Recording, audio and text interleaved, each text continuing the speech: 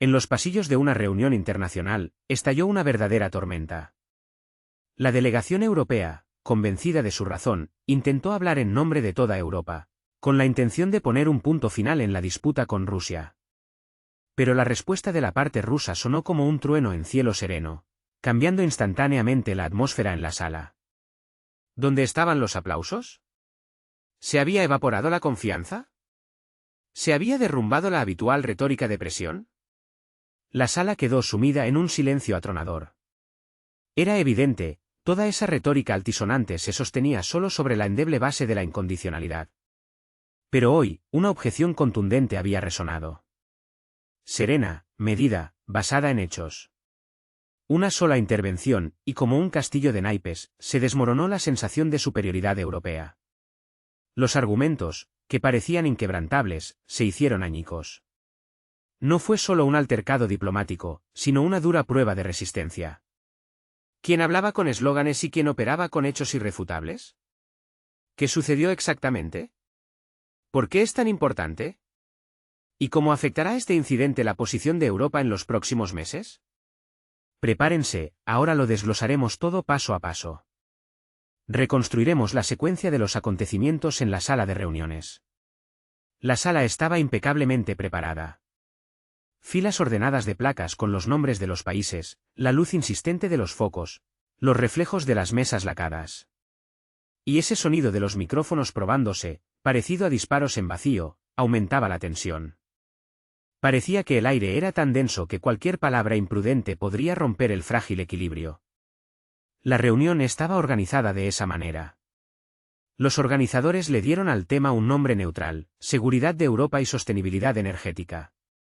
Pero todos entendían perfectamente. Detrás de las formulaciones secas se ocultaba el choque de dos visiones irreconciliables sobre el futuro. Por un lado, la presidenta de la Comisión Europea. Compuesta, distante, acostumbrada a frases medidas que generaban titulares llamativos. Por el otro, el ministro de Asuntos Exteriores de Rusia, cuya arma era la sangre fría y las cifras precisas. Parecía que el resultado estaba predeterminado. Europa iba a hablar el lenguaje de la moral, Rusia respondería con cálculos. La sala enmudeció en expectación, como un escenario teatral antes del comienzo de un drama.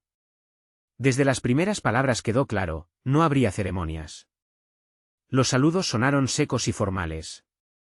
La parte europea apostaba por las imágenes de dependencia y amenaza inminente. El discurso se basaba en un mensaje claro. El continente estaba cansado del chantaje energético y estaba dispuesto a renunciar a los suministros externos. Europa tenía la intención de reconstruir la logística y olvidar hábitos que parecían inquebrantables. Esto no sonaba como una esperanza tímida, sino como una sentencia irrevocable al pasado. Se iniciaba una nueva era económica. En la sala no hubo la esperada aprobación. Los aplausos fueron escasos e inseguros, como si temieran romper el silencio, y a menudo se ahogaban en un murmullo sordo y el crujido de los cuadernos. Los operadores, en busca de tomas expresivas, captaban primeros planos, dedos tensos, gestos nerviosos, miradas demasiado fijas a los objetivos. Y cuanto más dura se volvía la retórica, más clara crecía en las filas de la delegación la sensación de que la declaración política se estaba convirtiendo en una sentencia moral. Las cámaras y las cabinas de traducción trabajaban al límite de sus posibilidades. Los traductores, con instrucciones estrictas de no permitir la más mínima pausa, se esforzaban por mantener el ritmo. Pero fue precisamente ese ritmo lo que subrayó la discrepancia entre las declaraciones grandilocuentes y la escasez de hechos. En la sucesión de tesis, se perfilaba una idea simple pero controvertida. Europa supuestamente estaba dispuesta a renunciar a los recursos energéticos, los metales y las rutas logísticas vinculadas con Oriente. Se enfatizaba insistentemente la idea del fin de la era de la dependencia y la inevitabilidad de la independencia tecnológica. La sala, sin embargo, mantenía una cautelosa reserva. En los rostros de algunos delegados asomaba una incertidumbre, como si presintieran que el siguiente informe sometería sus convicciones a una seria prueba. ¿Qué pasaría después? En la sala, donde se cernía un silencio más de expectación que de respeto, se levantó el ministro ruso. Sin prisa, sin una expresividad forzada. En cada uno de sus movimientos se sentía no el fervor de un mitin, sino la estricta disciplina de una audiencia. Este contraste hablaba por sí mismo. Después de las declaraciones de rigor, el ministro pasó al asunto principal: la descomposición de las tesis en sus partes constitutivas. El balance energético, los activos de materias primas, los intrincados laberintos de la logística, los escollos de las renuncias, el papel de los poderes fácticos intermediarios. Comparado con la intensidad emocional de los primeros minutos, esto fue un verdadero cambio de tercio. Donde con pompa se declaraban la unidad y la fuerza como objetivos principales, ahora se presentaba una tabla de cifras, gráficos de contratos, un mapa de rutas que con un solo trazo de pluma se convertían en nada. Donde se soñaba con una vida sin, se presentaba una lista de lo que ya estaba firmemente integrado en la producción, la energía, las arterias de transporte, los cálculos financieros. La sala quedó en silencio. Literalmente. Incluso el habitual golpeteo de los bolígrafos cesó. La atención se desvió de los eslóganes a los detalles, a esa diabólica concreción. El enfoque fáctico, por el que apostó el ministro, no brilló por su espectacularidad. Al contrario, evitó ostentosamente subir el tono. Pero precisamente en esa monotonía residía la esencia. La interdependencia se presentaba no como un reproche moral, sino como un estado puramente técnico de un sistema complejo. En los pasillos se había dicho en varias ocasiones: la prohibición de ciertos compuestos químicos no anula las leyes de la física, y el cambio de bandera en un buque no altera la estructura molecular del combustible transportado. Y ahora, lo que antes se discutía a puerta cerrada, se emitía en directo. Los esquemas de suministro y los documentos legales resultaron ser más sólidos que las declaraciones políticas. Cuando se pronunciaron las primeras cifras, como si se hubiera echado un ancla en el mar embravecido de las disputas, se notó cómo cambiaba la atmósfera. Parte de los delegados, que hasta entonces habían defendido con vehemencia una postura dura, de repente se sumergieron en el estudio de los documentos.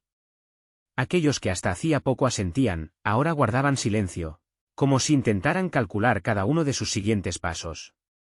Los periodistas, que esperaban un espectáculo brillante, obtuvieron una imagen completamente diferente: un drama lento y analítico, donde la tensión no aumentaba por las declaraciones grandilocuentes, sino por las contradicciones acumuladas entre las palabras y los informes. Fue precisamente esta acumulación de inconsistencias lo que marcó un punto de inflexión. Externamente, esto no se manifestó en aplausos estruendosos, sino en un cambio en las expresiones faciales. En lugar de la disposición a apoyar la línea general, hubo concentración, en lugar de fe ciega, un deseo de llegar al fondo del asunto. En la retórica sobre la superación de la dependencia, resonaban como disonancia las enumeraciones de sectores donde las materias primas y los componentes llegaban sin interrupciones. Las intenciones de renunciar a las importaciones chocaban con las condiciones de contratos a largo plazo y una infraestructura establecida. Los principios morales entraban en contradicción con el frío cálculo del balance energético. Fue esta transición de las declaraciones grandilocuentes a las cifras concretas lo que determinó el desarrollo posterior de los acontecimientos. Mientras la cámara se centraba en los primeros planos, fuera de cuadro se desarrollaba su propia lógica.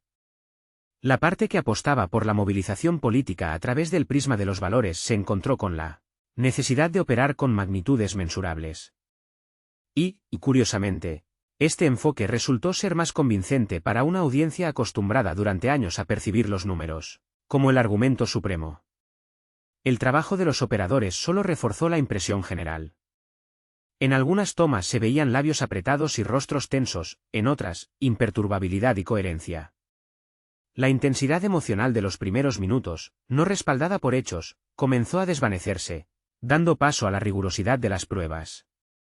Así concluyó el primer acto de la representación, ese ominoso silencio antes de la tormenta, cuando las declaraciones formales son sometidas a la prueba de cálculos opuestos.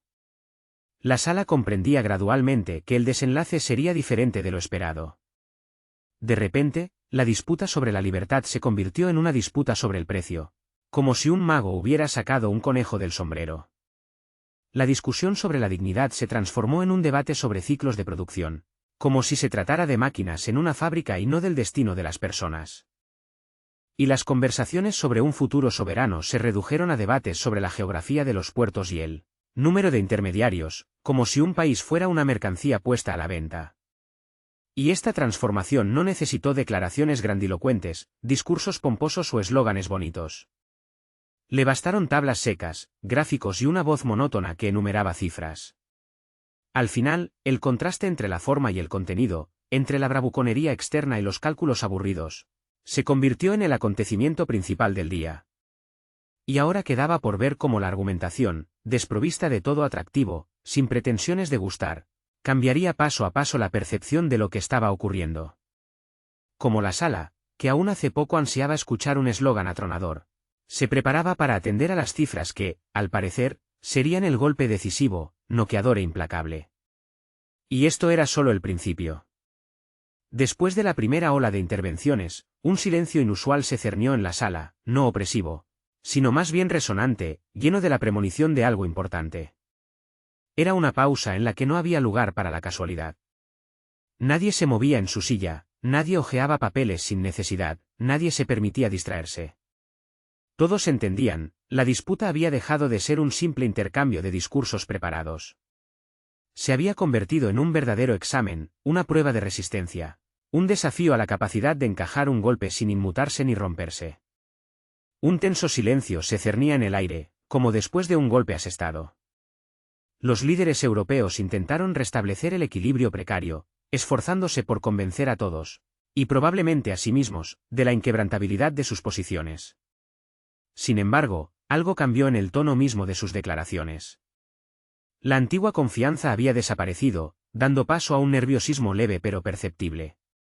Los mantras habituales sobre la independencia de Europa, las tecnologías innovadoras y la superación de la dependencia sonaban igual, pero ya no inspiraban la misma sensación de seguridad.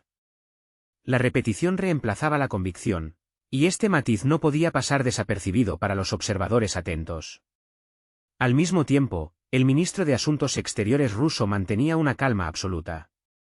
Su presencia no necesitaba efectos adicionales. No buscaba el dominio visual, no elevaba la voz, no agitaba documentos. Se comportaba como si hubiera asimilado desde hacía tiempo una verdad simple: la atención no la atrae la forma, sino el contenido. Y el contenido seguía desplegándose, presentando una compleja red de interconexiones, suministros de energía, logística de metales de tierras raras, el papel clave de las plantas de procesamiento, rutas alternativas a través de terceros países, contratos a largo plazo calculados para años venideros. En estas palabras no había ni un atisbo de superioridad, solo se subrayaba la realidad objetiva. El sistema está construido así, estos son sus parámetros y como consecuencia, estos son los resultados.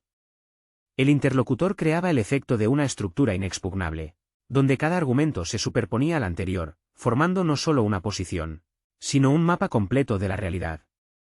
Y cuanto más hablaba, más claro se hacía: la disputa no era sobre la razón, sino sobre la percepción de la realidad.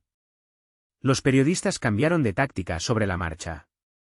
Los que en los primeros minutos captaban palabras sueltas, ahora registraban cifras, fechas, nombres de puertos y nodos logísticos.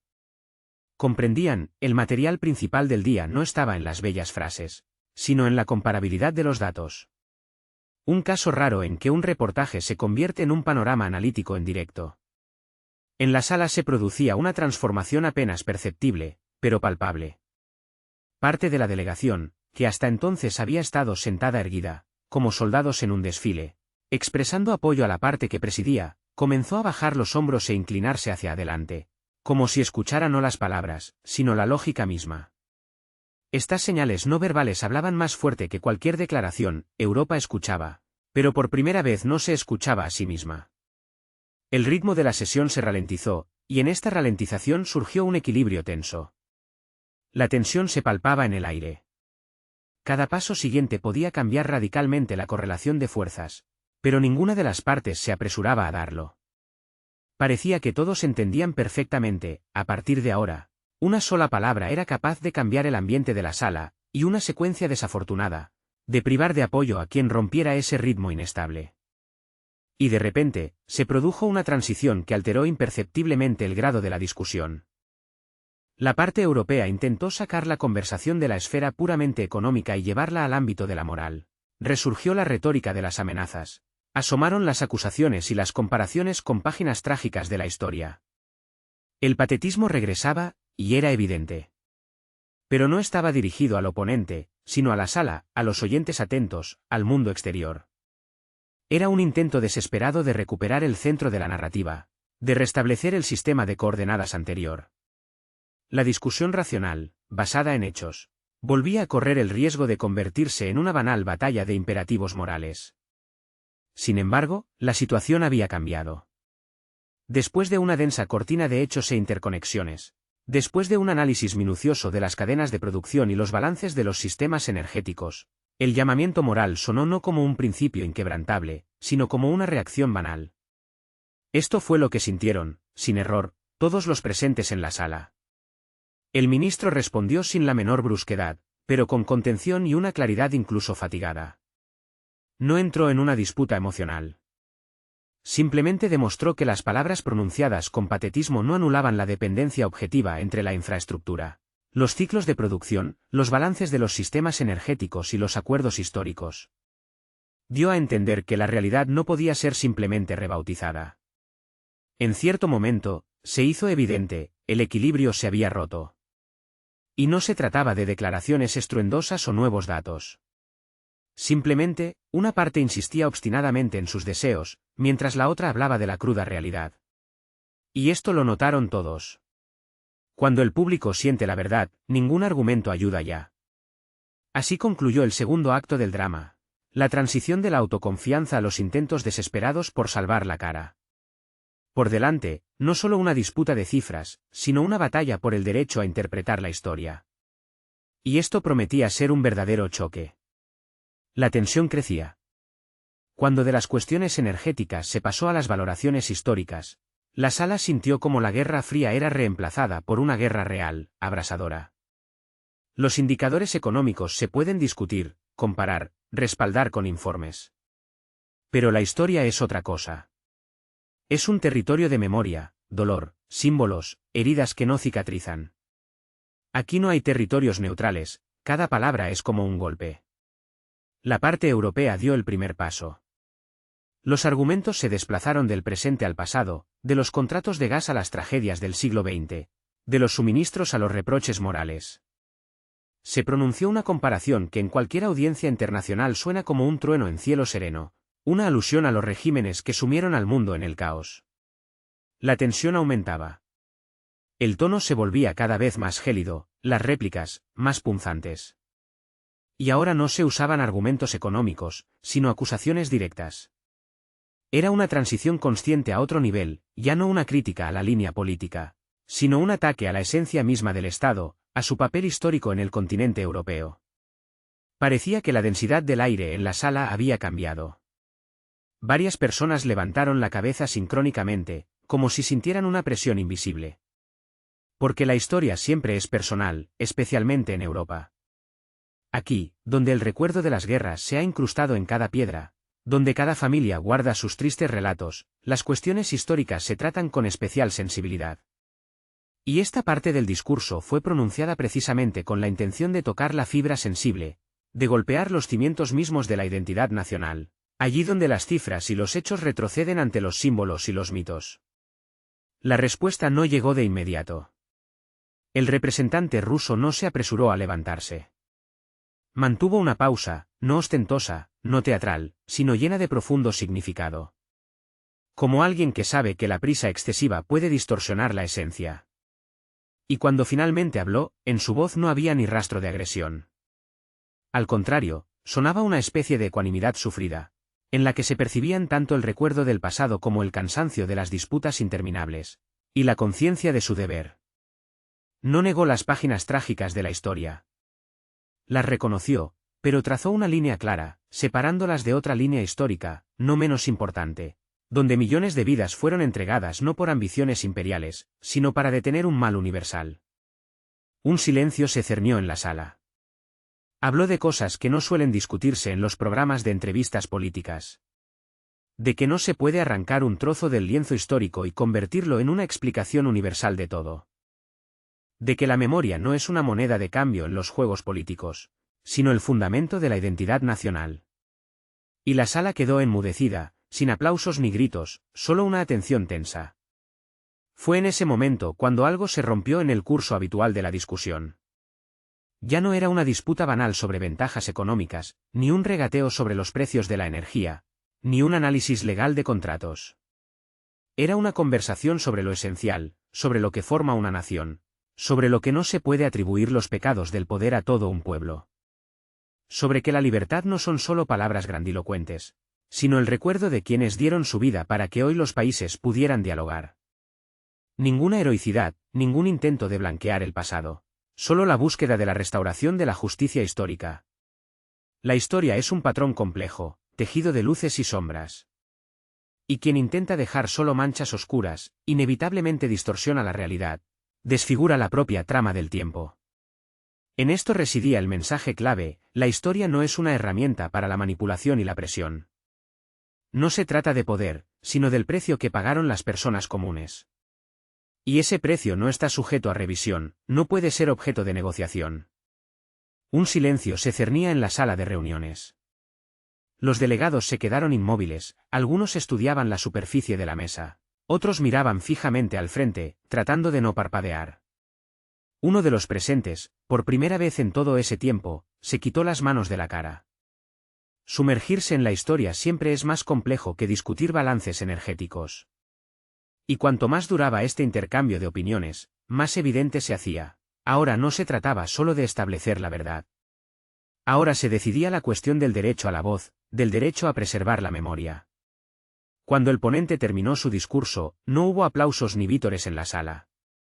El silencio fue absoluto, pero no opresivo, sino más bien de apoyo, como ocurre cuando se pronuncian palabras importantes en el momento adecuado.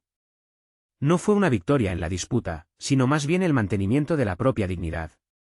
Y fue precisamente este momento lo que cambió la atmósfera en la sala mucho más que cualquier declaración grandilocuente. A partir de ese instante, la discusión dejó de ser un simple intercambio verbal. Se convirtió en una elección: quién seguiría hablando en voz alta, gritando a los oponentes, y quién hablaría profundamente, abordando la esencia del problema.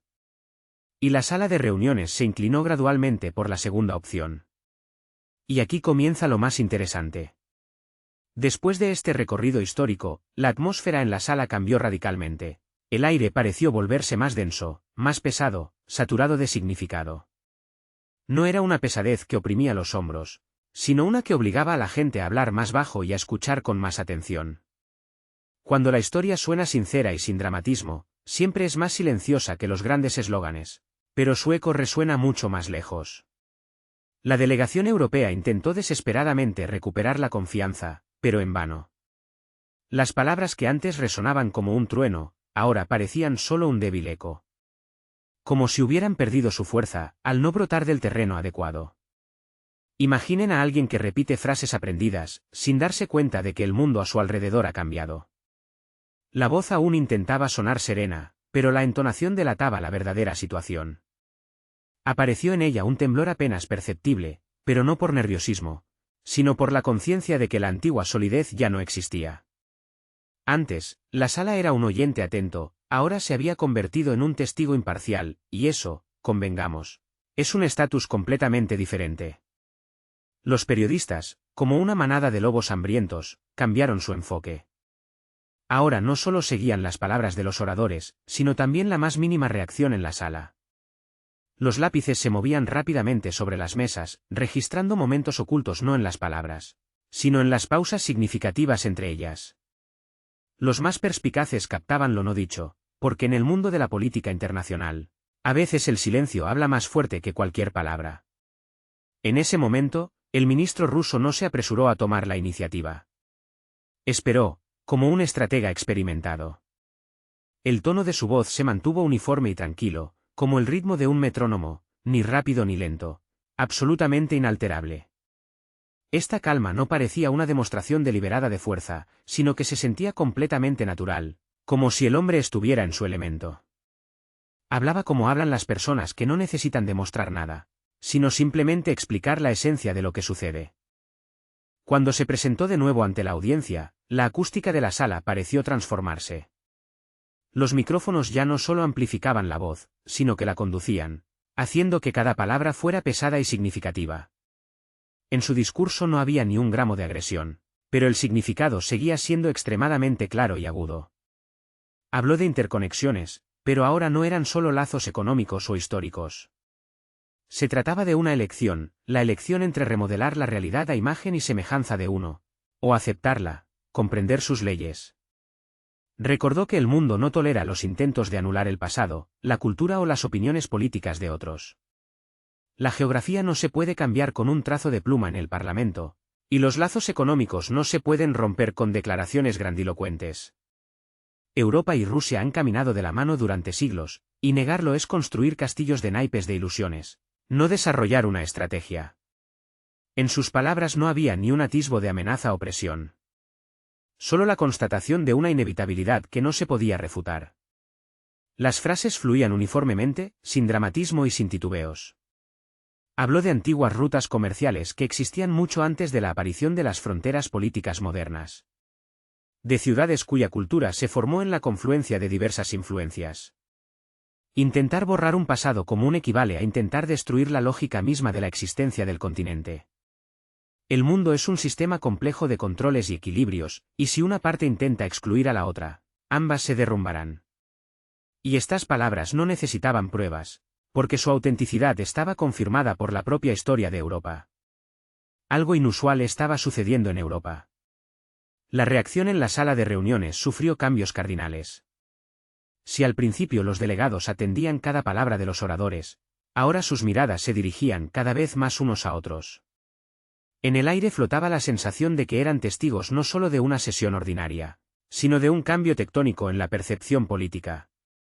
Curiosamente, la pregunta ¿quién tiene razón? Ni siquiera se planteaba. Esa palabra parecía haber desaparecido del léxico. En su lugar, se discutía algo diferente: ¿quién habla con más sinceridad? La honestidad es un huésped raro en los pasillos internacionales, pero cuando aparece, es imposible no notarla. Los rostros tensos se relajaron, los músculos contraídos se distendieron. Incluso aquellos que de antemano sabían que no se apartarían de su posición formal, escuchaban con otra atención. La verdad no es una convicción impuesta, sino un momento de reconocimiento, y la sala la reconocía. La parte europea intentó recuperar la iniciativa, pero ya no tenía la misma confianza. Los argumentos se volvieron más concisos, las palabras más precisas, pero más duras. En las voces se oían notas de defensa, no de ataque. Ya no era un discurso acusatorio, sino un intento desesperado de retener los restos fugaces de la posición anterior. Sin embargo, la impresión ya estaba hecha. La cuarta etapa estuvo marcada por un cambio de percepción. La sala pareció dejar de reaccionar al volumen, pero captó con agudeza la claridad. Y esa claridad estaba del lado de quienes hablaban con mesura y argumentos. Porque la memoria no se borra, por mucho que se intente, y las realidades económicas no desaparecen por arte de magia. Fue en ese momento cuando flotó en el aire la sensación de que nadie podía anular los hechos, por muy incómodos que fueran para algunos. Y cuando un hecho se convierte en dominio público, deja de ser un instrumento de lucha política para convertirse en una realidad objetiva. Todo esto llevó a que la sala dejara de percibir lo que sucedía como un choque de intereses de estados. Ahora parecía una discusión sobre quién estaba dispuesto a hablar el lenguaje de la verdad y no a manipular imágenes. Pero esto no es todo, amigos. Se avecinaba una ruptura abierta en la argumentación, pues el siguiente paso prometía ser demoledor, imposible de eludir. Sin embargo, esto distaba mucho de ser el límite. Cuando la tensión en la sala crece no por las declaraciones grandilocuentes, sino por el silencio ensordecedor entre ellas, cualquier paso siguiente puede ser fatal. Precisamente en esta fase entró la sesión. A partir de ahora, será aún más interesante. La tensión en la sala de reuniones había llegado a su límite. Lo que comenzó como una discusión ordinaria, se había transformado en un punto crítico donde una de las partes debía decidir, o consolidar su influencia, o perderla para siempre. La delegación europea era consciente, si no se recuperaba el control del debate de inmediato, la iniciativa pasaría a los oponentes. Y entonces se aplicó una nueva jugada táctica. El paso del análisis de factores históricos y económicos a las acusaciones de responsabilidad personal de los estados. Se recurrió al lenguaje de los reproches, las generalizaciones y los imperativos morales. Cada palabra sonaba como una sentencia condenatoria, como un manifiesto. Europa estaba dispuesta a romper con el pasado, a reconsiderar las relaciones y a rechazar cualquier compromiso.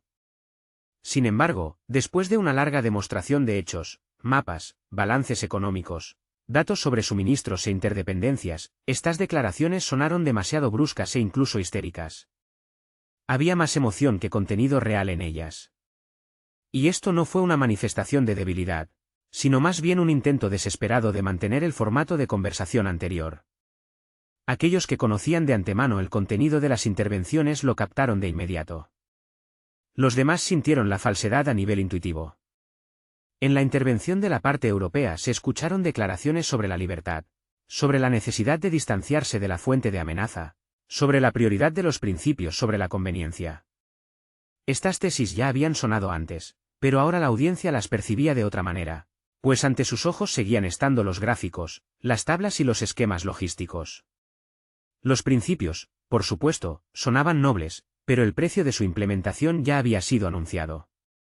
En ese momento ocurrió lo que en secreto esperaban todos los presentes, operadores, periodistas, delegados. La parte europea cruzó el Rubicón y hizo una declaración en la que no solo resonaba un argumento, sino un desafío directo. Fue un intento descarado de estigmatizar a todo un país, colgándole la etiqueta de fuente del mal universal. Y no fue un desliz, ni una metáfora, ni una tímida comparación. Fue una clara y declarativa asignación del papel de villano principal. La frase se pronunció sin sombra de duda, con una contundencia asesina. Al instante, la sala se sumió en un silencio ensordecedor. Los traductores se quedaron inmóviles, como fulminados por un rayo. Por una fracción de segundo, pareció que el aire se había vuelto denso y se había tensado como una cuerda. Las delegaciones se movieron, como intentando esquivar instintivamente un golpe invisible.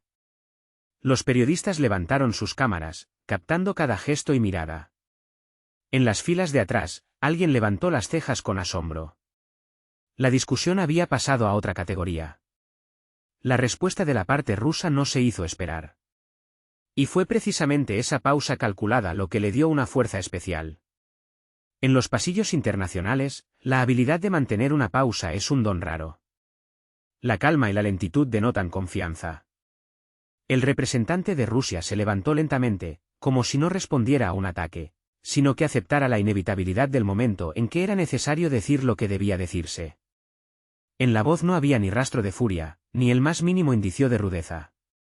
Nadie escuchó tampoco un intento de reprender al oponente, de ponerlo en su sitio. Hablaba con calma, casi en voz baja.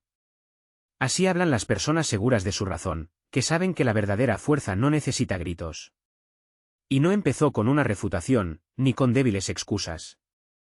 No, empezó restaurando la escala, devolviendo la perspectiva. Demostró que la historia no es un escenario para juicios primitivos, que no se pueden poner etiquetas a pueblos enteros. Que la tragedia no es una herramienta política, y la memoria no es objeto de trueque. No negó las acusaciones, simplemente las despojó de fundamento. Amplió el contexto histórico, abarcando guerras y liberaciones, alianzas y traiciones, el precio de la victoria y el precio de la paz. Recordó que en la historia europea no hay una verdad unilateral, no hay una división clara entre luz y oscuridad. Hay un continente cuya historia es una lucha eterna y un entrelazamiento de influencias.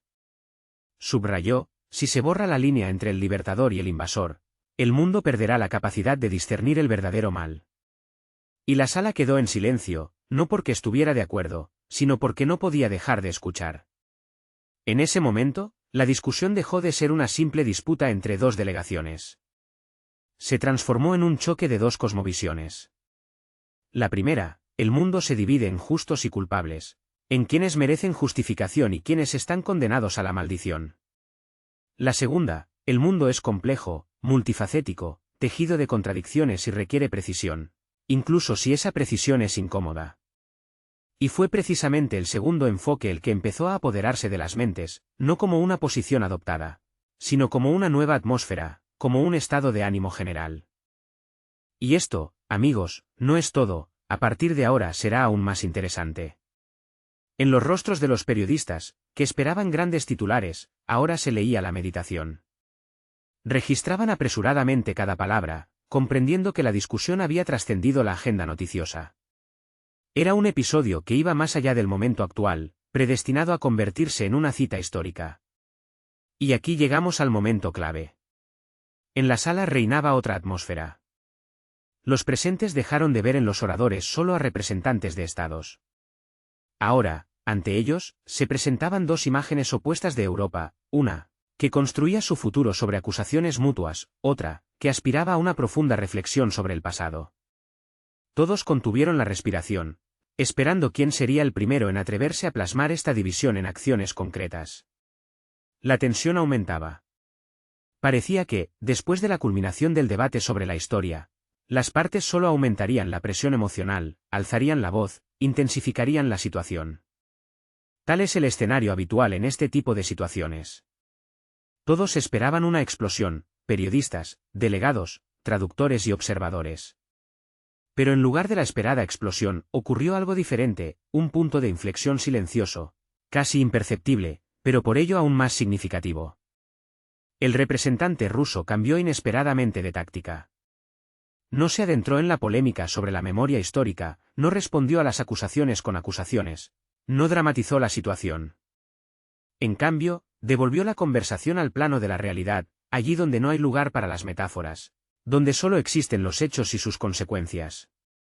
Y esto, amigos, aún no es todo. El golpe inesperado llegó donde menos se esperaba. La energía regresó triunfalmente al epicentro de la discusión. Pero no como una mercancía bursátil, sino como el fundamento de la vida cotidiana de millones de personas, como fuente de calor en sus hogares y como motor para las máquinas de las fábricas. Habló sin dramatismo, con calma, como un médico experimentado que diagnostica. Cualquier juego político, cualquier decisión de los poderosos del mundo, en última instancia, afecta a la gente común. A quienes están lejos de las batallas geopolíticas, quienes viven de sueldo en sueldo y sueñan con el calor en su hogar cuando fuera hace un frío glacial. Recordó que la dependencia no es un vicio, sino a menudo una simple realidad dictada por la ubicación geográfica y los lazos económicos. Y saben, la sala entendió su mensaje al instante, mucho más rápido de lo que los periodistas se dieron cuenta de cómo parafrasearlo en sus reportajes. Porque en los países donde con tanta seguridad se hablaba de independencia energética, ya se sentían las consecuencias de esas mismas decisiones. Los precios de la electricidad se dispararon, las fábricas cerraban una tras otra, la gente perdía sus empleos y los estantes de las tiendas se vaciaban. Y no importaba si apoyaban estas medidas o no, todos tenían que pagar. Y entonces se pronunció una frase, simple y precisa como un disparo: si llaman a esto el precio de la libertad, es importante recordar, no paga quien pronuncia los discursos, sino quien se ve obligado a escuchar. En estas palabras no había reproche ni regocijo. Solo la constatación de una amarga verdad. Y la sala lo escuchó. Un silencio se cernió en la sala. Algunos representantes de las delegaciones europeas, por primera vez en toda la sesión, desviaron la mirada. Y no se trataba de desacuerdo.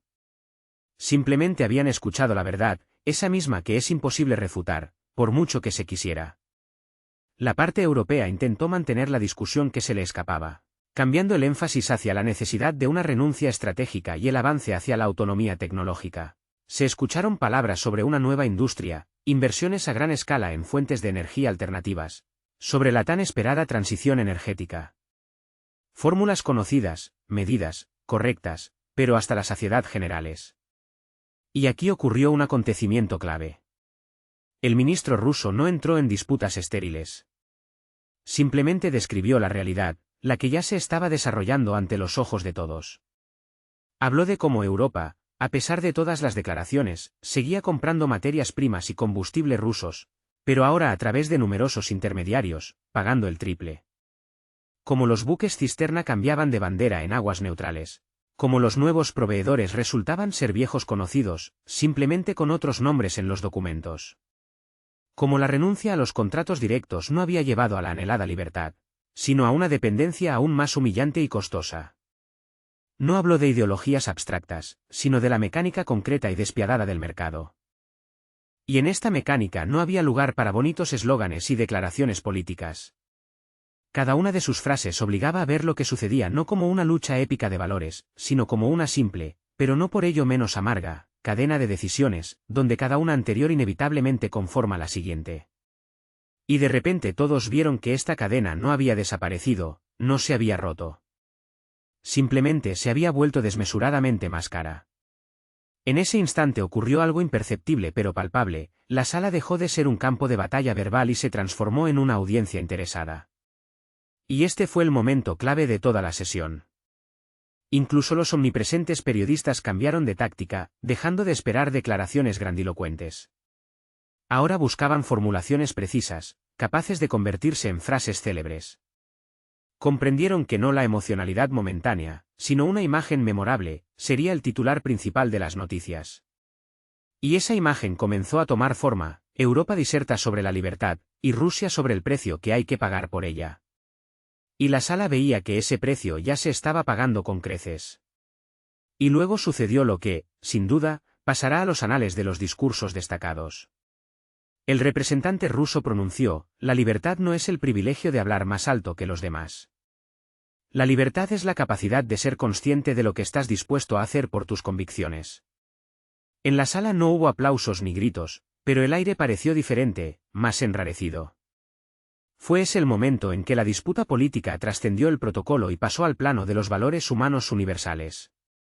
Allí donde no es necesario discutir, donde basta con comprender.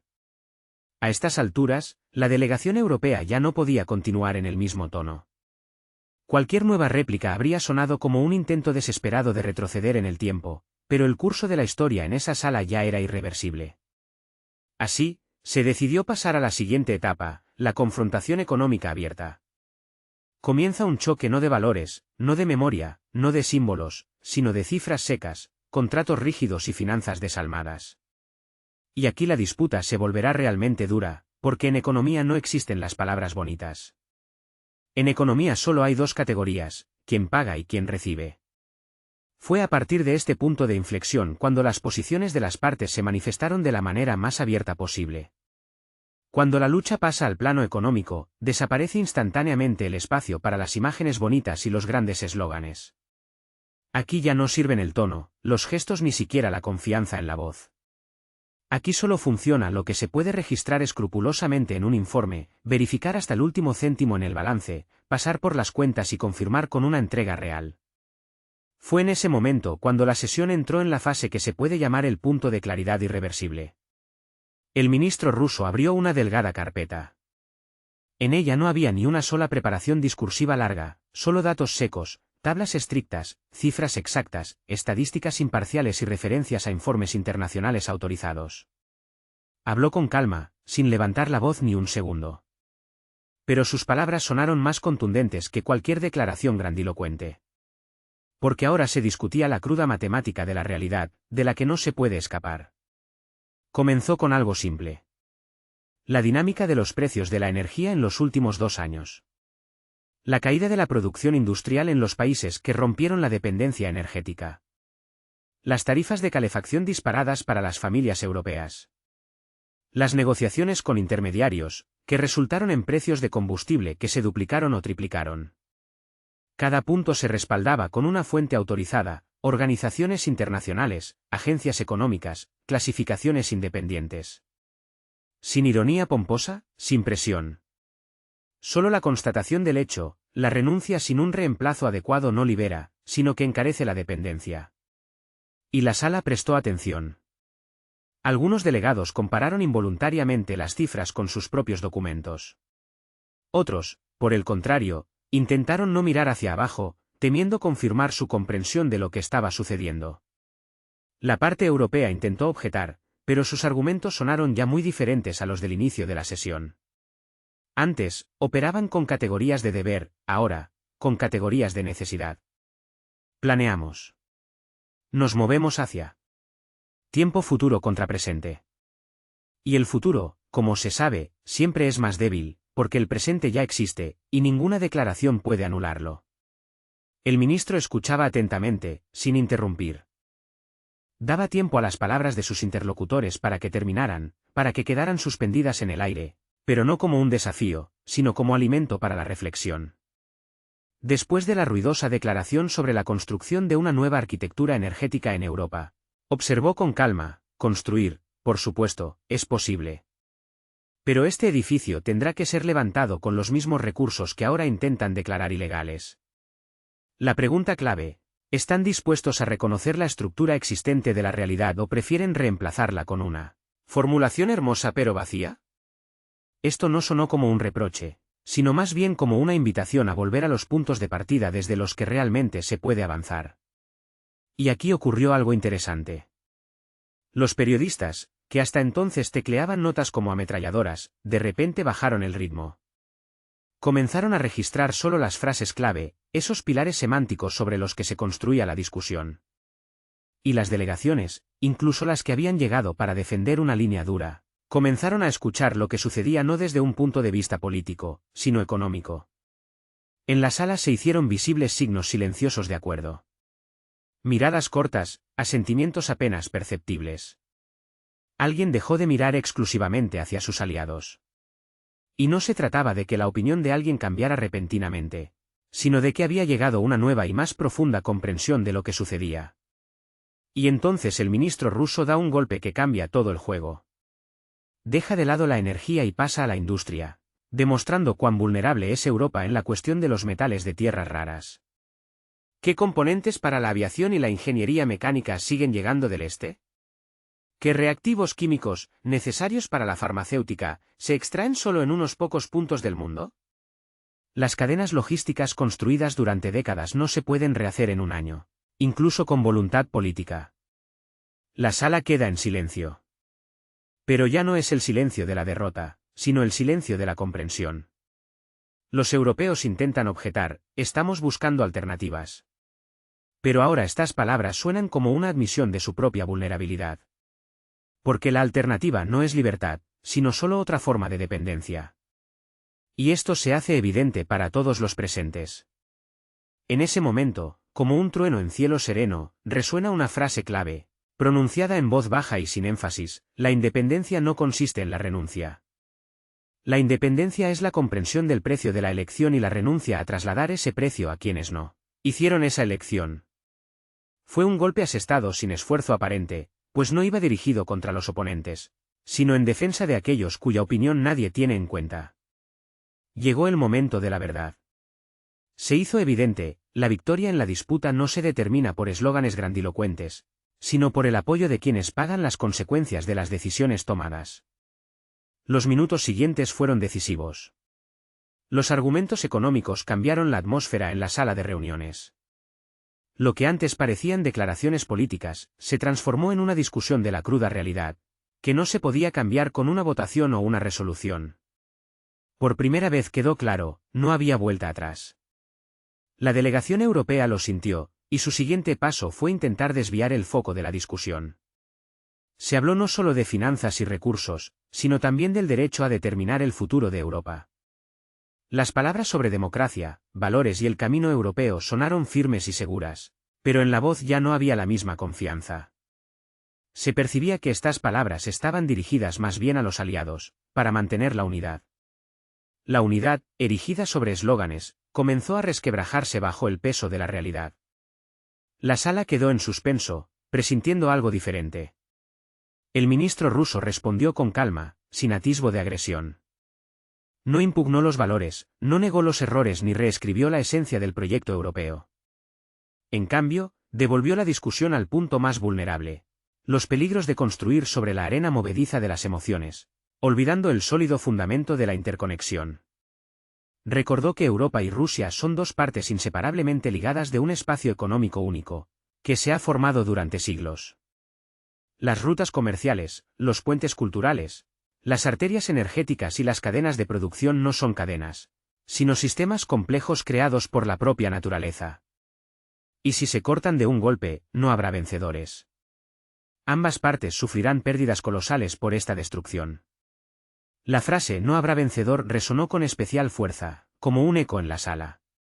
En ese momento, la disputa dejó de ser una competición. Y aquí está el punto de inflexión, esa línea invisible. El ministro ruso pronunció: Europa no es enemiga de Rusia, y Rusia no es enemiga de Europa. El enemigo es la peligrosa ilusión de que se puede permanecer ileso destruyendo al vecino. Esta frase, pronunciada en voz baja pero con firmeza, rompió el curso habitual de los acontecimientos y destruyó el guión para el que todos se habían preparado. La tensión se palpaba en el aire. La disputa ya había trascendido la mera cuestión de quién tenía razón y se había desplazado al plano de la disposición a mirar más allá del día de hoy. Después de estas palabras, la sala quedó en silencio, y este silencio fue más elocuente que cualquier aplauso. En los rostros de algunos políticos, especialmente de los países de Europa Central, se leía la tensión, incluso la irritación. Entendían perfectamente, aceptar esta idea requeriría una revisión radical de su propia posición. Pero ignorar lo obvio era imposible. Porque en la base de cualquier estrategia política reside un principio inquebrantable. No se puede construir el futuro destruyendo los cimientos sobre los que se está. Y en esta disputa se manifestó una verdad simple: Europa se asienta sobre Europa, Rusia sobre Rusia. Pero ambas se asientan sobre el mismo continente. Esta realidad geográfica no se puede cambiar ni con acuerdos, ni con conflictos, ni con decisiones políticas. En ese momento, los periodistas experimentados dejaron de registrar palabras y se concentraron en el silencio. El silencio de la sala es la señal más segura de que lo dicho ha llegado a su destino. Cuando las palabras no requieren reflexión, no afectan. Pero cuando las palabras necesitan ser digeridas, la sala se sume en silencio. Y ahora la sala callaba precisamente así. Sin embargo, este silencio era solo la calma antes de la tormenta. Poco después comenzó la fase más encarnizada de la discusión, la etapa de los ataques personales y los intentos desesperados por recuperar el control de la agenda. La parte europea volvió al ataque, pero esta vez no con el objetivo de explicar su posición, sino de mantener a toda costa la imagen de fuerza. En sus discursos ya no había cautela, solo se percibía una tensión familiar para cualquiera que siente como el suelo se le escapa de los pies. Fue precisamente en esta tensión donde debían hacer el siguiente punto de inflexión. Pero el momento clave llegó un poco más tarde. Los diplomáticos europeos eran conscientes: si no se recuperaba la iniciativa de inmediato, la partida estaría perdida. Aunque formalmente las posiciones quedaran fijadas en resoluciones y protocolos, la percepción se perdería. Y en la política internacional, la percepción a menudo es más importante que las cifras secas y las declaraciones oficiales. Y entonces, la delegación europea hace un movimiento brusco. El tono cambia radicalmente, ya no hay elevación ni análisis. Ahora es un tono duro, casi imperativo. En la voz se oye el metal. Resuenan frases sobre que Europa no permitirá, no tolerará, está dispuesta a dar una respuesta contundente. El discurso se transforma de una explicación en una advertencia. Aparecen elementos de presión, menciones a sanciones, restricciones políticas, mecanismos de influencia internacionales, incluso insinuaciones de aislamiento global. Esto ya no es diplomacia, sino una demostración pública de fuerza. Pero la sala reaccionó de otra manera, el efecto anterior no se produjo. Lo que antes sonaba como la voz de un líder seguro, ahora se percibe como un intento desesperado de retener una influencia que se escapa. El ministro de Asuntos Exteriores de Rusia escuchó en silencio, sin interrumpir, sin moverse y sin mostrar la menor irritación. Y este silencio solo aumentaba la tensión. Al final de la intervención de la parte europea, la voz sonaba un poco más rápida, como si el orador se apresurara a afianzar su posición, mientras las palabras aún conservaran algo de fuerza. Pero la fuerza ya no estaba allí, porque el mundo percibió desesperación en el tono, y no el significado de lo dicho. Un silencio tenso se cernía en la sala. El tono era claro: debemos mantener el control, no permitir concesiones. Hablamos porque no podemos callar. Y esto se sentía, era importante. Y entonces, el ministro ruso se levantó. Sin ímpetu, sin brusquedad, con calma y seguridad comenzó constatando un hecho: cualquier sanción que propongan ya está en vigor. Un silencio se hizo en la sala. Continuó, sin levantar la voz: ya han transformado la economía, rediseñado las rutas comerciales, cambiado la logística. Hizo una pausa y planteó la pregunta clave, que sonó como una sentencia: ¿pero han cambiado el resultado final? No se requería respuesta, era obvia de por sí, en las cifras, en los gráficos, en la dinámica de los precios del combustible, en las producciones paralizadas. El ministro subrayó: las sanciones no son un arma estratégica, son solo una herramienta del tiempo. Fortalecen los sistemas robustos, pero destruyen los inestables. Y entonces se pronunció una frase que dejó a la sala en suspenso: la cuestión no es a quién quieren castigar. La cuestión es si están dispuestos ustedes mismos a pagar por ese castigo.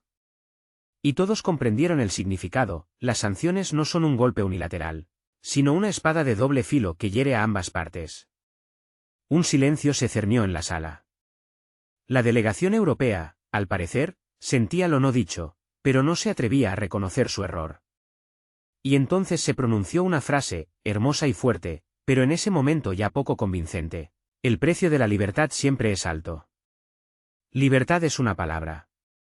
Pero las facturas de las familias, el aumento de los precios, las empresas que cierran, son hechos que no se pueden tapar con bonitas formulaciones. En la sala había quienes veían los informes y entendían lo que realmente estaba sucediendo. El ministro ruso concluyó este intercambio con una réplica simple y precisa: la libertad no es lo que se pronuncia. La libertad es lo que se soporta.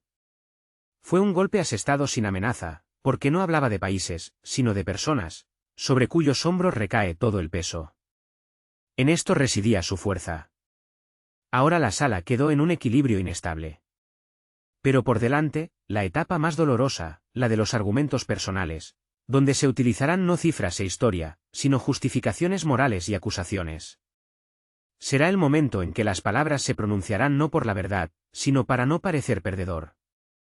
Allí ocurrirá el punto de inflexión que será el momento central de toda la historia. A partir de ahora, será aún más interesante, amigos. La tensión en la sala había llegado a su punto crítico. Parecía que, de un momento a otro, llegaría el punto de no retorno. Las palabras dejaron de ser simplemente palabras. Se convirtieron en posiciones claramente definidas, tras las cuales ya no quedaba espacio para la maniobra. Cada frase sonaba no solo como un argumento, sino también como una línea de frente, que delimitaba el territorio semántico del orador. Un movimiento en falso, y no solo se podía cambiar de tema, sino reestructurar completamente la lógica de la discusión. Y entonces, la parte europea dio ese paso fatal. Dejando a un lado el lenguaje diplomático, pasó a una evaluación moral. Pero no de la política, no de la economía, sino de la esencia misma de las acciones de Rusia. Esto ya no era un diálogo, sino una condena. La sala sintió instantáneamente el cambio. El tono se volvió duro, brusco, inflexible. En la voz no solo sonaba seguridad, sino una insistente necesidad de estar seguro, como si cada palabra siguiente impidiera que la anterior se desmoronara. Resonaron acusaciones de violación de normas internacionales, socavamiento de la confianza, creación de una amenaza a la estabilidad europea, inaceptabilidad de los métodos y, por supuesto, responsabilidad moral. Y la culminación fue una declaración que sonó como un trueno en cielo sereno: Rusia ha perdido el derecho moral a hablar en nombre de todo el mundo. Un silencio se cernió en la sala, parecía que se podía oír el latido del corazón de cada presente. La moral es política, y la política no tiene moral. Esta frase, como un tañido de campana, sonó como la culminación de todo el discurso. No solo un ataque político contundente, sino un intento audaz de arrebatar el liderazgo moral en la discusión. La sala contuvo la respiración. No porque todos estuvieran de acuerdo, sino porque cada uno comprendió a qué se refería el orador. La respuesta no se hizo esperar. El ministro ruso permaneció inmóvil, como dando tiempo a la sala para asimilar toda la profundidad de lo pronunciado. Comenzó suavemente, sin objeciones ni justificaciones. La moral no es lo que se proclama desde las tribunas, dijo, la moral es lo que se demuestra con acciones. La tensión en la sala llegó a su límite. Todos se quedaron inmóviles, esperando lo que vendría a continuación. Con voz tranquila y uniforme, habló de países que invadieron territorios ajenos bajo la bandera de la libertad, de ciudades arrasadas por bombardeos en nombre de la estabilidad, de guerras desatadas sin el consentimiento del Consejo de Seguridad, de quienes cínicamente lo llamaron defensa de la democracia. No mencionó nombres, pero no era necesario. Todos en la sala entendieron perfectamente de quién se hablaba. Aquellos que gritan tan fuerte sobre la moral, continuó, deberían ser los primeros en seguirla. De lo contrario, la moral se convierte en un arma, y no sigue siendo un valor.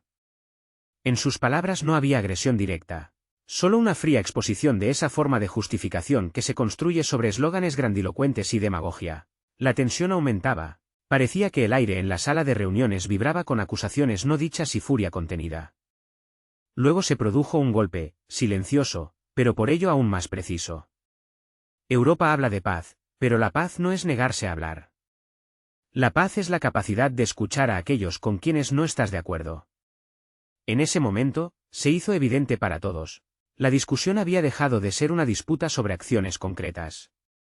Se había transformado en una batalla por el derecho a hablar en nombre de toda la humanidad. Y este, amigos, es el punto más peligroso en cualquier diálogo internacional. Porque la derrota aquí no es solo un fracaso político. Es un golpe devastador para la imagen de una nación en la conciencia mundial. La parte europea intentó tomar la iniciativa, pero cometió un error fatal. La voz tembló, se quebró por primera vez, y esto no pasó desapercibido en la sala. Quedó claro que las emociones ya no estaban bajo control. Solo quedaba un deseo desesperado de mantenerse a flote. Pero ya era tarde. La disputa sobre la moral ahora sonaba no como un principio firme, sino como una lamentable justificación de las propias decisiones y sus trágicas consecuencias. El ministro ruso concluyó su discurso breve pero contundentemente. El mundo no se construye sobre el acuerdo, el mundo se construye sobre el diálogo. Y el diálogo comienza donde los gritos cesan. Fue el toque final, no grandilocuente, pero letalmente preciso. Y por primera vez en toda la sesión, nadie supo qué responder de inmediato. Se hizo el silencio. Un silencio pesado, atronador. En la sala se hizo el silencio. Un silencio nacido no del respeto, sino de una súbita comprensión, se había cruzado una línea, y el regreso solo era posible a través del doloroso reconocimiento de la complejidad de la situación. Y reconocer la complejidad, como se sabe, siempre es más difícil que agitar el aire con declaraciones grandilocuentes. Y fue en ese mismo instante cuando se hizo evidente quién controlaba realmente la sala. Cuando las palabras dejaron de ser armas, cuando se convirtieron en un espejo que reflejaba el estado interno de quienes hablaban, la sala sintió lo que rara vez ocurre en política, un cambio en el centro de gravedad. No fue una victoria de una de las partes. Fue algo más grande, un cambio en la forma misma de percibir la información. Y cuando cambia la percepción, cambia absolutamente todo. Después de las palabras sobre el diálogo, se hizo el silencio en la sala. No ese silencio vacío en el que solo se siente el peso de las palabras no dichas, sino un silencio lleno de significado. La gente se quedó inmóvil, temiendo moverse. Los operadores dejaron de cambiar de plano. Incluso los traductores hablaban más bajo, como si temieran destruir lo frágil que había surgido en el aire. Esta pausa duró solo unos segundos, pero pareció que se grabaría en la memoria de todos los presentes. Fue precisamente en este silencio donde comenzó la transformación psicológica. Hasta este momento, la sala había estado dividida en dos campos enfrentados, claramente delimitados por las fronteras de la pertenencia a alianzas, a políticos y a declaraciones grandilocuentes. Pero ahora la división se produjo según un principio diferente, no en bandos, sino en posiciones. Aquellos que escuchaban solo por necesidad política seguían registrando mecánicamente las formulaciones. Pero aquellos que escuchaban como personas, dejaron de simplemente escuchar, comenzaron a oír. Y esto, amigos, es solo el comienzo de la historia. A partir de ahora, será aún más interesante. Un silencio se cernió en la sala, y de repente se hizo evidente, la vieja lógica del enfrentamiento, de quien tiene razón y quien está equivocado, ya no funcionaba.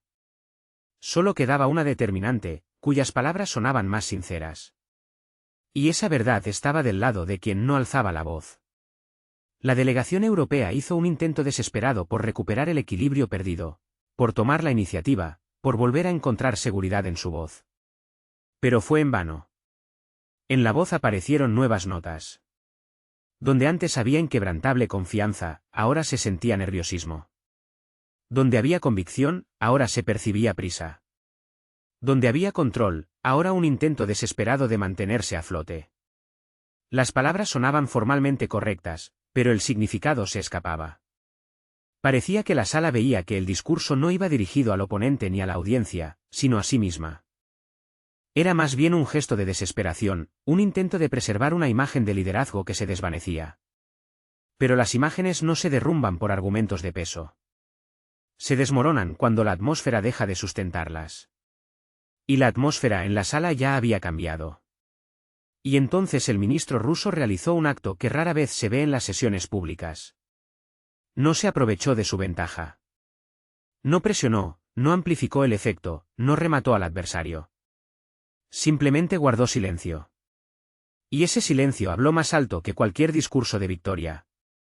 Porque cuando una parte sigue hablando y la otra mantiene una calma imperturbable, ¿quién controla realmente la situación? ¿Quién calla? La sala se inclinó hacia la calma, no hacia las declaraciones grandilocuentes. En ese momento ocurrió lo que se convirtió en un punto de inflexión. Uno de los delegados, no el más influyente ni el más notorio, no aquel cuyo rostro aparecía en las primeras planas, de repente bajó la mirada, cruzó las manos y suavizó su expresión. Un gesto aparentemente insignificante, pero que marcó un cambio de posición interna. Y la sala de reuniones es, después de todo, una especie de laberinto de espejos. Basta que uno cambie su expresión para que los demás también cambien. Tan pronto como una persona se quita la máscara política, empiezan a caer también las de los demás. Se extiende como una ola. Y esa ola se puso en marcha. Los periodistas, como depredadores experimentados, sintieron instantáneamente este momento de inflexión. No el momento en que alguien hace una declaración grandilocuente, sino el momento en que cambia el curso de la historia. Inmediatamente desviaron su atención de los discursos a los rostros, porque es la expresión facial la que dice la verdad cuando las palabras pierden todo sentido.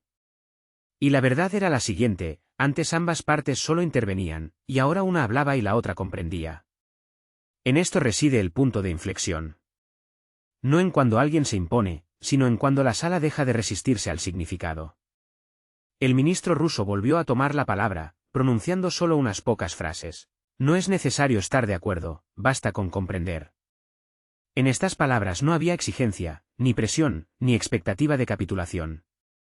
En ellas se vislumbraba respeto, y la sala lo sintió. Entonces, ¿qué pasó después?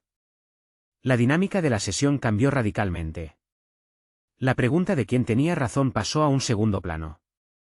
En el aire flotaba la inevitabilidad, aquello que no se puede anular con ningún decreto, solo queda reconocerlo. Pero lo más interesante estaba por venir. Cuando se hizo evidente que la presión directa no producía resultados, la parte europea recurrió a una táctica bastante rara, pasando de la confrontación a una reconciliación simbólica. No fue un paso adelante ni un paso atrás, sino más bien un intento de cambiar las reglas del juego. El representante europeo cambió el tono, abandonando la presión, y habló con una solemnidad apagada, como si se tratara de algo que trascendía las divergencias actuales. La voz se volvió más suave, las entonaciones más tranquilas, los movimientos más lentos. Parecía que había llegado el momento de la verdadera diplomacia. En el centro del discurso resonó una idea, cuidadosamente elaborada y formulada: crear un memorial internacional de reconciliación, dedicado a todas las víctimas del totalitarismo. Este memorial debía convertirse en un símbolo de reconocimiento de todas las tragedias del pasado y un paso hacia una nueva unidad europea.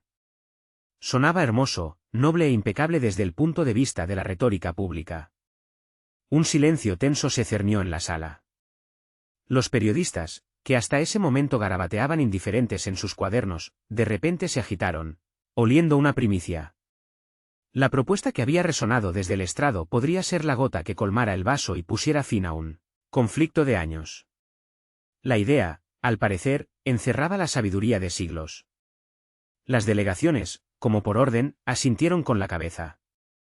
Quizás no todos comprendieron del todo la esencia de la propuesta, pero la experiencia diplomática sugería: cuando se trata de la memoria, discutir es inútil. Porque el desacuerdo con la memoria equivale a una manifestación de crueldad. Parecía que la sala estaba dispuesta a aceptar el símbolo de la reconciliación para evitar un enfrentamiento abierto y salvar la cara. Pero en esta hermosa idea se escondía una trampa diabólica. La mayoría de los delegados comprendieron rápidamente: un memorial que conmemorara a todas las víctimas igualaría a verdugos y héroes, a quienes sembraron la muerte y a quienes dieron su vida para detener el mal. En ese momento, el ministro ruso se levantó de su asiento. Sin prisa, pero sin lentitud deliberada. En sus movimientos se sentía la confianza de un hombre que sabe que ahora no solo debe responder, sino explicar. Comenzó a hablar en voz baja, obligando a la sala a escuchar cada palabra. La memoria no es una herramienta para la reconciliación. La memoria es el fundamento sobre el que se construye la distinción entre el bien y el mal. Un silencio se cernió en la sala. No por el volumen de las palabras pronunciadas, sino por su claridad cristalina. El ministro continuó: si ponemos en el mismo plano a quienes fueron aniquilados y a quienes detuvieron la aniquilación, entonces devaluaremos la victoria misma sobre el mal. Esto no sonó como una polémica, sino como una verdad ineludible, imposible de refutar. Un tenso silencio se cernió en la sala cuando resonaron palabras llenas de amargura y verdad. No se puede construir la paz borrando la diferencia entre el verdugo y el libertador, porque entonces desaparece el concepto mismo del mal. Y si el mal no se nombra, regresa. Cada palabra se grabó en la conciencia, sin necesidad de explicaciones adicionales. Pesadas como bloques de piedra, cayeron sobre la sala, obligando a muchos delegados a bajar la mirada, conscientes de su propia responsabilidad ante la historia de sus países. El intento del representante europeo de objetar chocó con un obstáculo inesperado, su voz tembló, delatando su confusión interna. Este temblor, escuchado por todos, resultó ser más contundente que cualquier argumento. El ministro ruso concluyó su intervención con una frase corta pero contundente, que hizo callar incluso a los micrófonos: la memoria no reconcilia, la memoria advierte. En la sala se hizo un silencio atronador, y todos los presentes sintieron el límite que no se podía traspasar. No era un simple silencio diplomático, sino una comprensión real y sincera. Fue precisamente en ese silencio donde se hizo evidente que la iniciativa conciliadora no había logrado su objetivo. En lugar de salvar la cara de la parte europea, solo subrayó la diferencia en la profundidad de la comprensión de la historia. El intento de igualar a todos se convirtió en una negación de la memoria, de la base moral, lo que en lugar de unir, solo acentuó la división. En la sala se produjo un cambio apenas perceptible, pero significativo. La atención de los oyentes, como un péndulo, se desvió lenta pero seguramente de la retórica grandilocuente hacia el significado. En ese momento, Rusia dejó de ser percibida como una de las partes en conflicto. Por primera vez en mucho tiempo, Europa apareció bajo una luz diferente, no como guardiana de la memoria histórica, sino como defensora de su propia imagen. Siguieron acontecimientos en los que las emociones ya no intentaban esconderse tras máscaras diplomáticas. La propuesta del memorial y la subsiguiente respuesta actuaron como catalizadores del cambio. Fue entonces cuando, por primera vez, los rostros de los delegados reflejaron sentimientos genuinos. Esto no se tradujo en gestos ostentosos ni en gritos fuertes, pero las máscaras habían caído. En lugar de los papeles aprendidos, surgieron las expresiones verdaderas, esas que uno lleva cuando no actúa para el público. Algunos miraban al frente con una franqueza forzada que delataba inseguridad. Otros bajaron la mirada, no en señal de acuerdo, sino por no querer reconocer lo escuchado. Alguien empezó a cerrar lentamente la carpeta de documentos, como quien comprende. La discusión había pasado del plano de las cifras y las formulaciones al ámbito de las convicciones personales. Ahora estaba ocurriendo algo más que un simple debate. Cada participante estaba tomando una decisión interna, que no estaba sujeta a discusión, que nacía en el silencio. Un silencio se cernió en la sala. La delegación europea, sintiendo la inestabilidad bajo sus pies, recurrió al truco favorito de los políticos que pierden la confianza. Intentaron aumentar la distancia, aislarse de lo que estaba sucediendo. Sus declaraciones sonaron como eslóganes, como declaraciones vacías, y no como argumentos de peso. Somos inquebrantables. Estamos unidos. No retrocederemos. Sabemos quién amenaza la paz, repetían. Pero estas palabras ya no encontraban eco. En la sala se percibía claramente que detrás de los discursos pomposos se escondía el miedo a perder el derecho a sermonear a los demás, a determinar las reglas del juego. Y cuando el miedo sale a la luz, se convierte en vulnerabilidad, deja de ser un instrumento de influencia efectivo. En ese momento, el ministro ruso no alzó la voz, no presionó a sus oponentes. No le hacía falta. Su respuesta fue breve y precisa, como un golpe bien medido. Solo unas pocas frases, pero cuánta fuerza en ellas. Europa declara que defiende sus valores. Rusia habla de la defensa de su tierra. Ambos objetivos son dignos de discusión, pero el diálogo solo es posible con el reconocimiento mutuo, subrayó. Y, haciendo una pausa, añadió: si ustedes no reconocen nuestro derecho a la voz, nosotros no podemos reconocer su derecho a hablar en nombre de todo el mundo. En estas palabras no había una amenaza directa, solo la constatación de un hecho, la búsqueda de un equilibrio. Y la sala sintió ese equilibrio. Por primera vez se formuló una ecuación en la que ambas partes eran reconocidas como iguales en su responsabilidad. Y la igualdad, como se sabe, destruye cualquier intento de dictar la voluntad desde arriba. En la sala de reuniones ocurrió algo que atrajo inmediatamente la atención de todos los presentes. El representante de uno de los países del sur de Europa, que no figuraba entre los clave, pero que siempre se había distinguido por su particular sensibilidad, se inclinó inesperadamente hacia adelante y comenzó a aplaudir. En voz baja, tímidamente, como si no estuviera del todo seguro de sus acciones, pero con plena conciencia. Y aquí cabe destacar, no fue un acto de apoyo a una de las partes.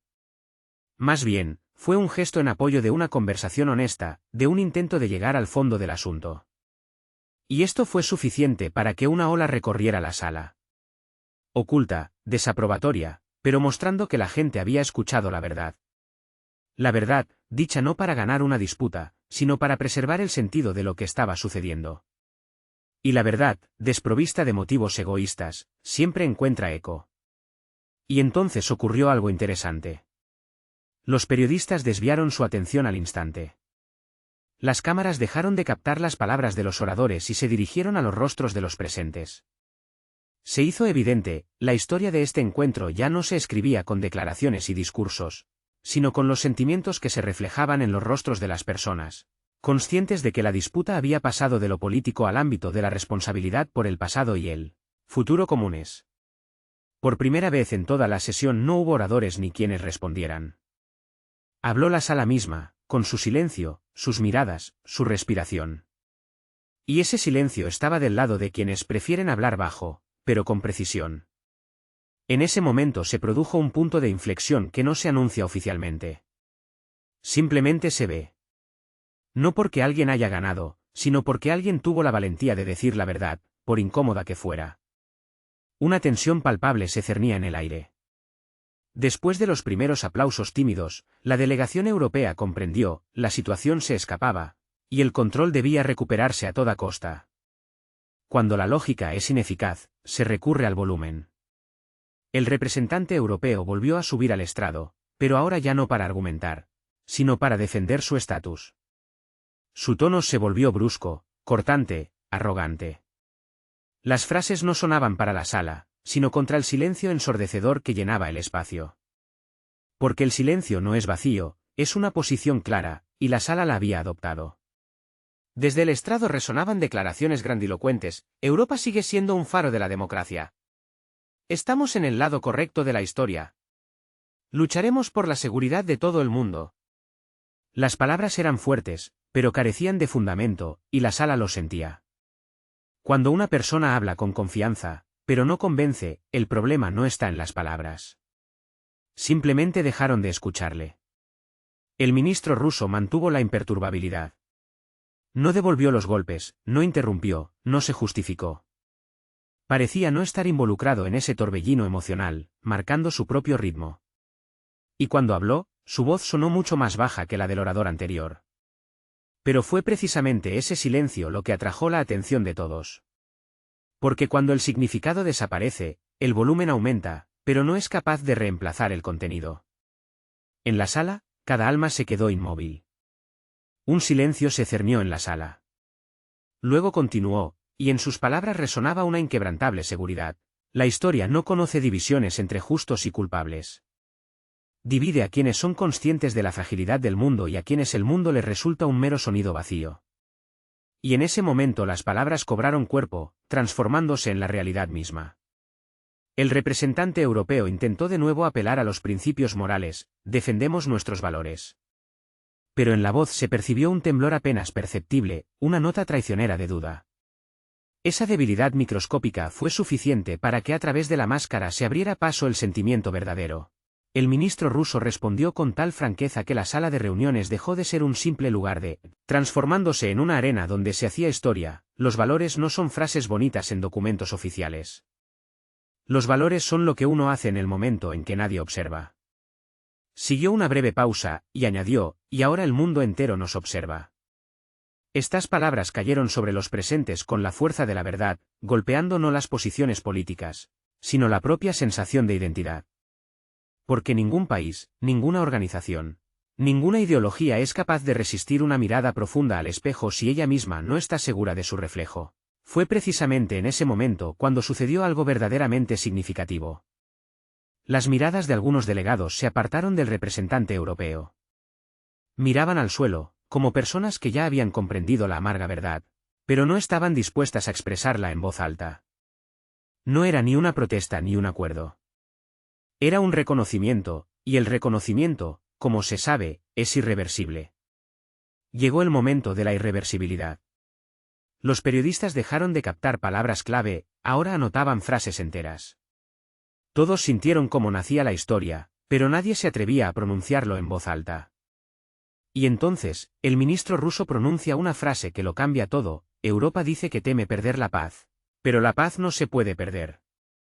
Solo se puede perder la capacidad de verla. Esta idea no necesitaba explicaciones. Desnudó la esencia: el miedo de Europa no está en Rusia, sino en la conciencia de que el mundo está cambiando y ella ya no tiene poder sobre su futuro. Esto se pronunció en voz baja, sin presión, pero irrevocablemente. El desenlace se acercaba. El miedo a perder influencia resonó, pero la sala permaneció inmóvil. El silencio cambió. Dejó de ser una espera, una pausa entre palabras, se convirtió en una respuesta. Cualquiera que haya estado en negociaciones serias sabe, el silencio a veces habla más alto que las palabras. El silencio es un reconocimiento. Simplemente no en voz alta. Los primeros en sentirlo fueron los representantes de la delegación europea. Hasta hacía poco, en sus rostros se leía la confianza, pero gradualmente la expresión comenzó a cambiar. No de forma brusca o evidente, sino más bien como la de personas que de repente vieron lo que sucedía desde fuera y ya no podían ignorarlo. Algunos aún intentaban mantener la mirada fija, pero los ojos delataban un intenso trabajo mental. No era una simple negación, sino más bien una toma de conciencia. Otros bajaron la mirada a la mesa, el único lugar donde se puede mirar cuando no se quiere reconocer que lo escuchado te ha afectado más de lo que debería. Y solo unos pocos, los más experimentados, mantenían una imperturbabilidad total. Pero incluso esto era una reacción, simplemente más contenida. Y entonces el representante europeo volvió a levantarse, pero ya era una persona completamente diferente, no la que había intervenido al principio de la sesión. La voz se volvió más baja, el discurso más lento, las frases más cortas. Habló de la necesidad de continuar el diálogo, de procesos complejos pero inevitables, de la importancia de la estabilidad y la cooperación. Las palabras eran impecables, correctas, pero completamente descoloridas. Se hizo evidente que lo decía no para convencer, sino para salvar la cara. Pero la sala ya se encontraba en un ámbito donde las caras habían dejado de tener importancia. En una reunión de alto nivel, una discusión tensa, y el ministro ruso toma la palabra. Habla con claridad, sin rodeos, manteniendo su línea.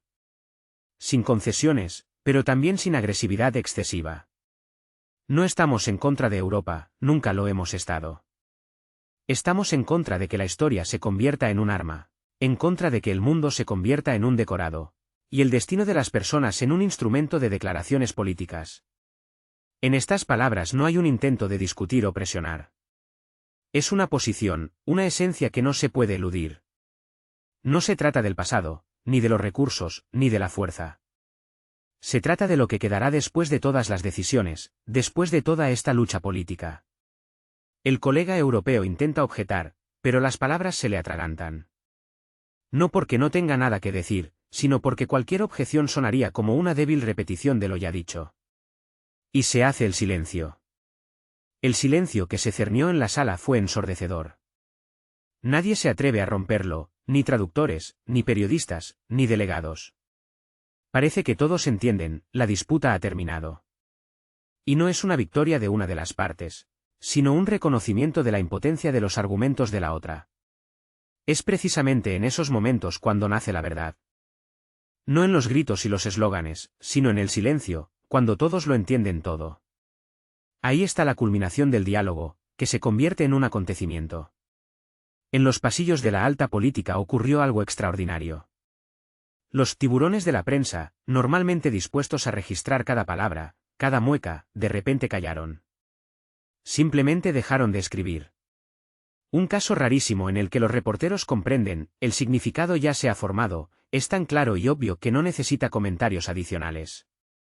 Ya funciona como un mecanismo potente e insonoro. ¿Y la delegación europea? Seguía de pie, pero la dirección había cambiado. Ahora, frente a la sala. Y aquí es donde empieza lo más interesante. La sala la miraba. No con condena, no con apoyo. No. Era esa mirada de la que no puedes esconderte tras ningún protocolo diplomático. Una mirada de comprensión, comprensión de que la máscara se ha caído. Y cuando la máscara cae, amigos míos, la disputa no termina con el estruendo de las declaraciones, sino con un silencio ensordecedor y omnipresente. Y aquí está el punto final. La sesión ha sido declarada cerrada. Pero nadie se movió. Un instante rarísimo en el que la gente no se apresura a salir, no porque quiera quedarse, sino porque simplemente no sabe cómo irse. Cómo abandonar ese espacio después de lo que acaba de suceder. Las mesas quedaron inmóviles. Las carpetas permanecieron cerradas. Las hojas con notas, solo a medio escribir.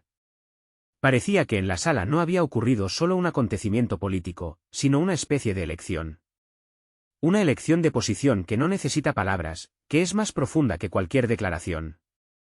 Y solo después de unos segundos de angustia, la gente comenzó a levantarse. Lentamente. Con cautela. Como si cada paso llevara el peso de la responsabilidad, como si cada movimiento pudiera tener consecuencias de gran alcance. En la sala del tribunal reinaba una atmósfera de tensa espera. Los periodistas, como cazadores experimentados, se quedaron inmóviles a la espera de su presa, cada uno de sus movimientos era calculado y cauteloso, para no romper el frágil equilibrio de significado que apenas había nacido en este lugar. Pero el verdadero drama no se desarrollaba aquí, no bajo el foco de las cámaras, sino en los laberintos de los pasillos. Los pasillos de las organizaciones internacionales, después de decisiones trascendentales, siempre parecen interminables, como si se estiraran en el tiempo y el espacio. Cada paso resonaba con un eco hueco, y las miradas de las personas, que se cruzaban, no eran las de simples colegas, sino las de testigos de un evento trascendental. Y fue precisamente aquí, en este silencio entre bastidores, donde se pudo ver lo que nunca se mostrará en directo. Rostros cansados, agotados. En algunos se leía la desolación, en otros, una profunda reflexión. Pero en ninguno había rastro de júbilo, pues en esta disputa no hubo vencedores. Simplemente, una de las partes, exhausta, dejó de luchar por su imagen, y la otra, de repente, comprendió el alto precio de esa victoria atronadora. Los delegados europeos hablaban en voz baja, como temiendo que las palabras fuertes pudieran ahuyentar la verdad que se escapaba. Sus susurros ahora no sonaban a bravuconería por los éxitos logrados, sino a un tímido reconocimiento de lo visto. Por primera vez en mucho tiempo, la conversación no giraba en torno a Rusia, sino a la propia Europa, a su futuro, a sus valores. La pregunta principal que les atormentaba era, ¿quién dirá ahora quién tiene razón? ¿Y qué haremos a partir de ahora, cuando la brújula moral ha perdido definitivamente sus coordenadas? Fue, quizás, la conversación más aleccionadora de todo el día, una conversación que podría cambiarlo todo. El alto funcionario de Rusia caminaba sin prisa por el pasillo, sin triunfo ni arrogancia. Su paso expresaba no el júbilo del vencedor, sino más bien la conciencia del deber cumplido, he dicho lo que era imposible callar. A su alrededor no había un séquito de asesores, declaraciones ruidosas o intentos de consolidar el éxito. No había necesidad de ello, pues lo principal ya había sucedido, la idea se había apoderado de las mentes de los presentes, y la verdad, que se había instalado en los corazones, no necesita repeticiones. A la salida del edificio le esperaban reporteros con las cámaras listas. Los periodistas habían preparado preguntas capciosas y provocadoras, buscando un comentario impactante. Pero lo que vieron superó todas las expectativas. Ningún altercado, ningún triunfo, ningún grito de victoria. Solo silencio. El mismo silencio que se cernió en la sala de reuniones después de los acalorados debates. Era el silencio que surge cuando uno se da cuenta de que la esencia de los desacuerdos no radica en quien tiene razón, sino en quien refleja la realidad y quien solo transmite ilusiones. Y la realidad resultó ser más convincente. Posteriormente, analistas y expertos presentarán numerosas interpretaciones de lo sucedido. Algunos declararán una victoria incondicional de la diplomacia rusa. Otros lamentarán la pérdida de control de Europa sobre el campo de la información. Otros intentarán reducirlo todo a un simple intercambio de opiniones. Pero quienes estuvieron en la sala, quienes pasaron horas esperando en los pasillos, recordarán algo completamente diferente. Fue un día en que la grandilocuencia perdió su fuerza, y el silencio se convirtió en el argumento más contundente. Y este argumento no puede ser refutado, anulado o olvidado. Porque no fue pronunciado, fue reconocido.